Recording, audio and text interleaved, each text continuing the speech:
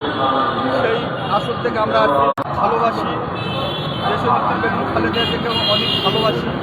তার কারণে আমরা অনেক কষ্ট করে আমাদের পুত্রবধূ মারা গেছে তার মাগফিরাতের জন্য আমরা বগুড়া থেকে আসছি এবং অনেক কষ্ট করে আমরা হাঁটে হাঁটে জানাদের অংশগ্রহণ করার জন্য আসছি। আমরা দেশনেত্রী আপসীন নেত্রী বেগম খালেদা জিয়ার রুহের মাগফিরাতের জন্য দেশবাসীর কাছে আমরা দোয়া চাচ্ছি।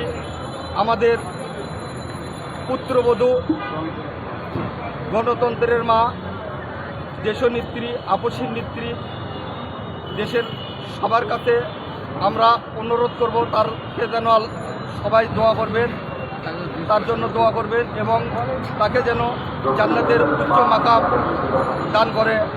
আমরা এই আশা ব্যক্ত করে আমার সংক্ষিপ্ত কথা শেষ করলাম। আসসালামু আলাইকুম।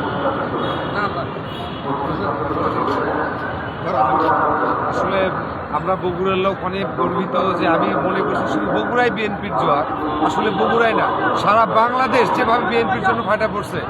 আমাদের মানে সাবেক প্রধানমন্ত্রী মরহুম বেগম খালেদা জিয়া যে উনি যে এত সন্তান রেখে গেছে, আমার জানার মতো আমার বগুড়ার চাইতে আমার ঢাকাতে বিএনপির গণজোয়ার বেশি।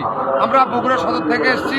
আমরা আমাদের দেশ নায়ক আপনার তারেক রহমানকে আমরা এবার সর্বোচ্চ ভোটে আমরা ওনাকে ইনশাল্লাহ পার্লামেন্ট নির্বাচন ইনশাল্লাহ।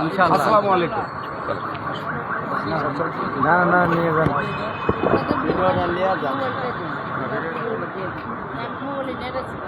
আমার